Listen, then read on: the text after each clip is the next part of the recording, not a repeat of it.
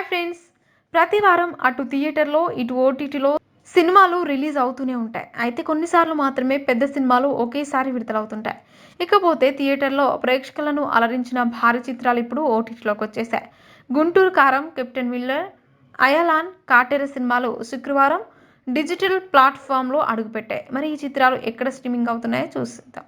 మహేష్ బాబు ప్రధాన పాత్రలో నటించిన చిత్రం గుంటూరు కారం. త్రివిక్రమ్ శ్రీనివాస్ దర్శకత్వం వహించిన ఈ మూవీ సంక్రాంతి సందర్భంగా రిలీజ్ అయింది. 280 కోట్లకు పైగా రాబట్టిన గుంటూరు కారం తాజాగా నెట్ఫ్లిక్స్లో స్ట్రీమింగ్ అవుతోంది. కోలీవుడ్ స్టార్ ధనుష్ హీరోగా నటించిన మూవీ కెప్టెన్ మిల్లర్. ఈ మూవీ తమిళనాట జనవరి 12న విడుదలైంది. తెలుగులో సంక్రాంతి బరిలో దిగిన సినిమాల లిస్టు పెద్దదిగా ఉండడంతో ఇక్కడ కాస్త ఆలస్యంగా విడుదలైంది. తెలుగులో జనవరి 26న రిలీజ్ అయింది. ఈ చిత్రం అమెజాన్ ప్రైమ్లోకి వచ్చేసింది. తెలుగు, తమిళ, కన్నడ, మలయాళ భాషల్లో అందుబాటులో ఉంది.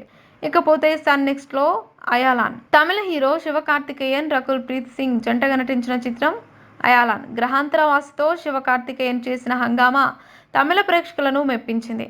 అక్కడ జనవరి 12న విడుదలైన ఈ మూవీ తెలుగులో కూడా రిలీజ్ చేయాలనుకున్నారు. కానీ పలు కారణాల వల్ల అది కార్యరూపం దాల్చలేదు. తాజాగా ఈ సినిమా సన్ నెక్స్ట్లోకి వచ్చేసింది.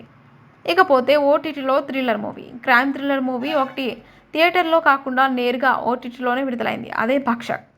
భూమి పట్నేకర్ నటించిన ఈ మూవీకి పులకిత దర్శకత్వం వహించారు. రెడ్ చిల్లీస్ ఎంటర్టైన్మెంట్ పతాకంపై షారుఖ్ ఖాన్, గౌరీ ఖాన్ నిర్మించారు. ఈ సినిమా నేడే నెట్ఫ్లిక్స్లోకి ఎంట్రీ ఇచ్చింది. సో ఫ్రెండ్స్, చూసారుగా, ఇలాంటి మరిన్ని విషయాలను మీరు తెలుసుకోవాలనుకుంటే వెంటనే మా ఛానల్ని సబ్స్క్రైబ్ చేసుకోండి.